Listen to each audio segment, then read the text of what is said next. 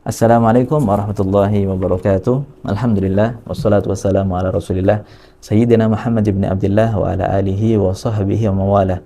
Nasallallahu ta'ala al-futuh al-munuh wa salahil qalbi wal jasad ruh wa taubat nasuh wal qabul fi kulli hal. Alhamdulillah, para pemirsa yang dirahmati oleh Allah Subhanahu wa taala, para pecinta MZT Malang Raya yang semoga senantiasa diberikan sehat walafiat. Dan alhamdulillah pada pertemuan yang kemarin kita sudah membahas tentang wadi' usul fikih, adalah pengarang atau pencetus pertama kali ilmu usul fikih.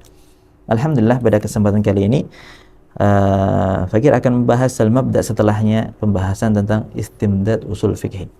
Alhamdulillah, bismillahirrahmanirrahim, min kitab Syarhul Al-Waraqatul Imam Mahalli rahimahullahu ta'ala wa nafa'ana bihi wa bi'ulumihi wa bibarakati fi daraini amin.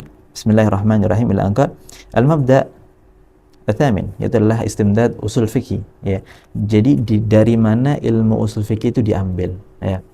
Beliau mengatakan ustumidda usul fikih min thalathati ulum. Jadi dikatakan bahwa ilmu usul fikih itu diambil dari tiga ilmu, ya. Yang pertama wahiyya ulumul kalam, ya. Ilmu kalam, ya. Ilmu kalam itu adalah ilmu at-tauhid wal aqaid, ya, ilmu tentang akidah dan juga tentang i'tiqad, ya. Yang kedua adalah al-arabiyah, ya, diambil ilmu usul fikih itu juga dari bahasa Arab, ya.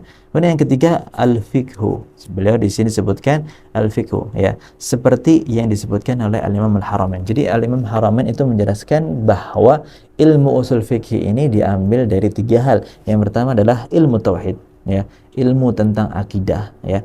Kemudian diambil dari al-arabiyah atau bahasa Arab. Kemudian yang ketiga adalah diambil dari fikih, ya. Kita akan bahas satu persatu. Wa amma wajhu istimdadihi min ilmil kalam, dan adapun wajah dari segi diambilnya ilmu usul fikih dari ilmu kalam disebutkan falitawaqqufi ma'rifatil adillah kal kitab wa sunnah wa hujjiyatiha ala ma'rifatil bari ta'ala wa ma'rifati sidqi rasulihi sallallahu alaihi wasallam. Bagaimana maksudnya? Jadi kita tahu bahwa ilmu usul fikih itu diambil dari Al-Quran dan juga sunnah, ya. Sebelum itu, ya, ada perlunya kita itu mengerti bahwa sesungguhnya ada kaitannya. Karena apa? Seseorang itu bisa mempercayai ilmu usul fikih ketika mereka itu mempercayai Al-Quran dan sunnah, ya. Sunnah, ketika mereka udah mempercayai Al-Quran dan sunnah, maka bisa diterima atau bisa diambil bahwa itu adalah salah satu cara untuk pengambilan hukum.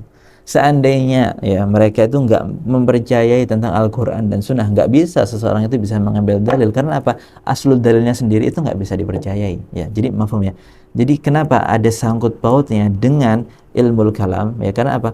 Ilmu kalam atau ilmu tauhid itu adalah bagaimana seseorang itu yang membahas tentang i'tikadnya dia kepada Allah Subhanahu wa taala, mempercayai bahwa Allah Subhanahu wa taala adalah Tuhan, mempercayai Rasulullah sallallahu alaihi wasallam adalah rasulnya, ya. Seandainya mereka udah percaya bahwa Allah Subhanahu wa taala adalah Tuhan dan mempercayai bahwa Rasulullah sallallahu alaihi wasallam adalah rasul, dengan itu fatrah, fase setelahnya adalah mempercayai bahwa sesungguhnya ilmu atau dalil-dalil itu diambilnya dari mana? Dari Al-Quran dan juga As-Sunnah, ya. Jadi tahapannya seperti itu. Jadi diambil, orang itu memahami akan ilmu usul fikih adalah bahwa diambil dari Al-Quran dan juga Sunnah, ya. Dari Al-Quran dan juga Sunnah. Ketika dia mempercayai dari Al-Quran dan Sunnah, ya, ketika dia itu mempercayai bahwa Allah Subhanahu wa taala lah yang menurunkan akan firman-firmannya dan menjadikan lisan Rasulullah sallallahu alaihi wasallam dari wasilah untuk memberikan akan syariatnya, dari situlah timbul ilmu usul fikih, ya. Jadi pertama, kenapa Al-Imam Al-Haramain mengatakan bahwa ilmu usul fikih itu diambil dari ilmu kalam atau ada sangkut pautnya dengan ilmu kalam? Karena apa? Mabda pertama kali seseorang itu sebelum memasuki ilmu usul fikih memahami atau meyakini bahwa dalil atau inti dari istinbatul ahkam, dari mengambil suatu hukum itu dari Al-Quran dan juga Sunnah. Dan nggak bisa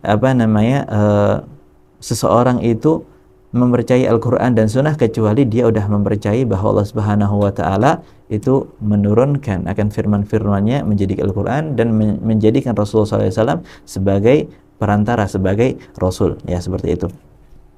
Ya, di sini beliau menjelaskan bahwa dari sini tidaklah seseorang itu bisa sampai kepada ilmu usul fikih ya, kecuali harus memahami atau meyakini bahwa Allah Subhanahu wa taala itu adalah Tuhan, dan memahami, mengerti bahwa Rasulullah Shallallahu alaihi wasallam sebagai utusannya. Jadi beliau menjelaskan bahwa pertama kali atau ustumidda atau diambil usul fikih itu adalah ilmu kalam dengan sangkut pautnya bahwa usul fikih diambil dari Al-Quran, dan orang itu bisa dikatakan mempercayai atau menjadikan Quran itu sebagai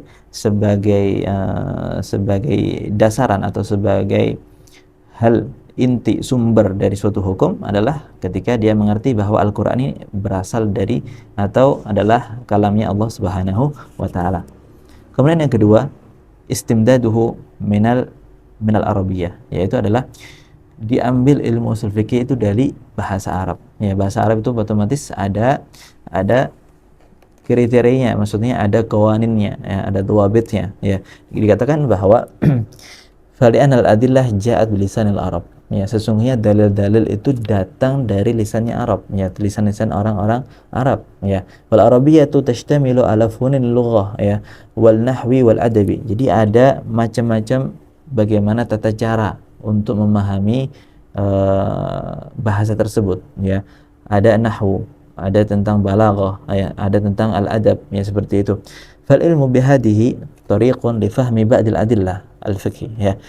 Ketika seseorang itu memahami dari tata bahasa, ya, tentang bahasa tersebut, apakah ini menunjukkan fa'il atau menunjukkan akan maf'ul, ya, seperti itu. Ya, ketika udah bisa memahami tentang ilmu tata bahasa, dia bisa mengerti bahwa yang dimaksudkan di dalam Al-Quran atau yang dimaksudkan dalam hadis itu seperti ini, ya. Jadi ketika orang itu memahami bahasa Arab, dari situlah dia bisa memahami daripada suatu ilmu suatu ilmu, dan yang mana dari ilmu tersebut diambil dari dalil yang mana, ya. Dari dalil ini menunjukkan bahwa oh seperti ini, oh ini diwajibkan, oh ini misalkan disunnahkan, seperti itu. Kemudian di sini juga disebutkan bahwa huwa al-khitabul warid bin nusus dunal ijma' wal qiyas. Ya, jadi pembahasan al-Arabiyyah ini karena apa? Karena agar kita bisa memahami Al-Qur'an dan juga al-hadis, ya.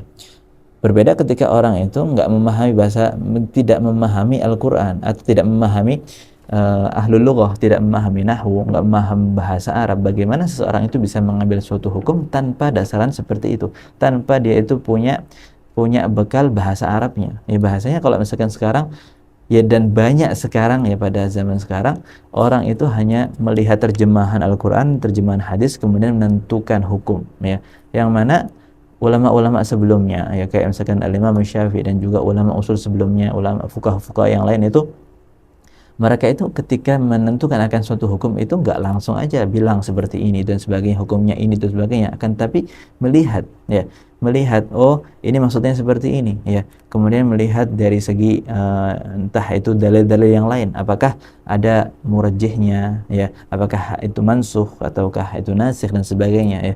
Berbeda dengan yang pada zaman sekarang yang mungkin, ya, banyak orang mengatakan oh secara memahami Al-Quran sedikit kemudian menyalahi atau mengatakan bahwa saya ini memiliki pendapat yang mana pendapat itu saya langsung ambil dari Al-Quran dan juga Sunnah, ya, seperti halnya bahasanya saya ini menentukan akan suatu hal diambil dari Al-Quran dan Sunnah, kan, kayak gitu. Akan tapi dia itu nggak memahami dari mana asal usulnya, asbabul wurudnya, misalkan tanpa memahami seperti itu, ya, mengatakan melihat oh secara artinya seperti ini, oh berarti maksudnya seperti ini, jadi istimbat dengan caranya sendiri, ya, itu nggak bisa, ya. Kenapa? Karena ulama-ulama terdahulu yang mana mereka itu menghabiskan waktunya untuk memahami akan suatu hal yang kecil, ya, ya. Jadi orang itu nggak bisa mudah untuk mengatakan ijtihad, oh menurut saya seperti ini, nggak bisa, ya. Kalau misalkan seperti itu, banyak orang yang beristihad atau mengutarakan suatu hukum dengan hawanya, dengan hawa nafsunya, ya. Ketika menurut saya seperti ini, ya udah seperti itu, ya. Dia memahami hanya melihat oh artian atau terjemahnya seperti ini, kemudian langsung menentukan atau menjelaskan akan suatu hukum bahwa dalam Al-Quran seperti ini. Iya benar, memang suatu dalil itu diambil dari Al-Quran dan hadis, akan tapi ada fase-fasenya atau ada tahapan-tahapan yang nggak bisa langsung dimakan mentah-mentah ya. Oleh karena itu bagaimana istimdad daripada ilmu usul fikih itu harus mengerti dari ilmu al-arabiyah ya, memahami dari nahwunya, dari balaghahnya ya kan, seperti itu. Karena apa, di sini disebutkan oleh Al-Imam Al-Haramain termasuk dari hal-hal atau mawad komposisi dari ilmu usul fikih adalah al-arabiyah ya, memahami dari bahasa Arab. Kemudian yang terakhir, wa amma wajhu istimdadihi min al-fiqhi ya. Kenapa di sini Imam Haramain mengatakan usul fikih itu bisa diambil dari fikih juga? Ya bagaimana ya? Kita sebelumnya sudah bahas bahwa usul fikih ya, fikih ini adalah buahnya, usulnya ini adalah akarnya ya. Dikatakan oleh Imam Haramain di sini, kenapa salah satu hal yang diambil dari ilmu usul fikih adalah fikih ya. Di sini nggak dimaksudkan bahwa pembahasan fikih secara tafsil ya, nggak secara terperinci, akan tapi secara ijmal, secara umum, agar apa? Agar dibuat contoh ya. Jadi seandainya seseorang itu ketika mempelajari akan suatu hal tanpa ada tasawurnya, maka sulit bagi mereka itu untuk memahami. Oleh karena itu di sini di dalam kitab usul fikih sendiri biasanya itu mengambil fikih ya, mengambilnya bukan karena tafsili ya, karena seandainya mengambilnya secara terperinci ya, jadi terjadi daur ya, pengulangan pembahasan ya. Bahasanya ini pembahasan fikih, kenapa kok dibahas di usul fikih ya, jadi berapa usuli ya, kenapa mereka itu menjelaskan beberapa hukum yang ada di fikih itu agar apa? Untuk sebagai contoh ya, agar apa? Agar orang itu bisa memahami maksudnya ini seperti apa sih, al-amrul wujud ini seperti yang model yang seperti apa, nah, seperti itu ya. Oleh karena itu di sini kita bisa tahu bahwa istimdad ilmu usul fikih itu dari tiga hal. Yang pertama adalah dari ilmu tauhid, yang mana masih ada sangkut pautnya dengan Al-Quran dan juga Al-Hadits ya. Kemudian yang kedua adalah Al-Arabiyah, memahami dari ilmu atau fan ilmu Arabiyah ya, bagaimana memahami nahwu, balaghah, kemudian mantik dan sebagainya. Kemudian setelahnya adalah al-fiqhu ya. Al-fiqhu di sini bukan menjadi inti ya, menjadi inti, akan tapi adalah salah satu hal yang dibuat atau disebutkan oleh ulama ilmu usul fikih dalam kitabnya untuk sebagai contoh, litakrib, untuk mendekatkan orang agar bisa lebih memahami. Karena apa? Supaya bisa tasawur, oh maksudnya seperti ini, yang seperti itu ya. Oleh karena itu insyaallah pada pembahasan kali ini kita bisa memahami bahwa al-mabda atau hal-hal yang dibahas ilmu usul fikih, betapa ilmu usul fikih itu enggak asal-asalan ya menentukan akan suatu hukum tanpa akan suatu dalil, akan tapi mempelajari sebelumnya itu bahwa ada istimdadnya itu adalah Al-Quran, kemudian daripada As-Sunnah ya, istimdadnya juga dari ilmu Arabiyah kan, seperti itu. Jadi orang-orang usuli atau ulama usuli itu enggak tiba-tiba aja ya mengatakan oh hukumnya seperti ini, oh hukumnya seperti ini, enggak, akan lebih dipelajari ya, diteliti ya, apakah ini apa namanya bisa digunakan dalil ya, apakah enggak ya. Seperti hanya kayak misalkan di dalam madhabuna Imam Syafi'i, di situ adalah salah satu tariqatul adillah untuk istinbatul ahkam adalah dengan al-ijma' dan juga al-qiyas. Ketika seseorang itu tidak mendapatkan atau tidak disebutkan dalam Al-Quran dan juga Sunnah, maka bisa kembali kepada al-ijma' dan juga al-qiyas. Itu adalah salah satu istinbat daripada hukum ya, tata cara, batasan-batasan ketika seorang itu menentukan akan suatu hukum, bukan ya, bukan ketika oh menurut saya seperti ini karena artinya seperti ini ya, nggak bisa seperti itu juga ya.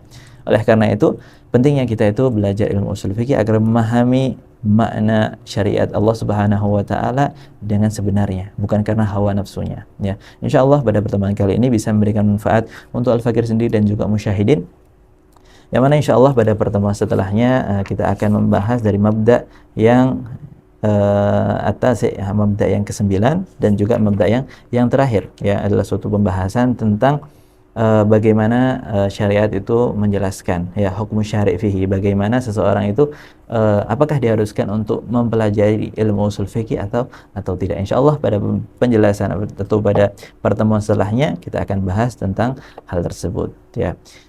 Wallahu a'lam wa radhiyallahu anhu. Assalamu alaikum wa sallallahu ala sayyidina Muhammadin wa ala alihi wa sahbihi wasallam.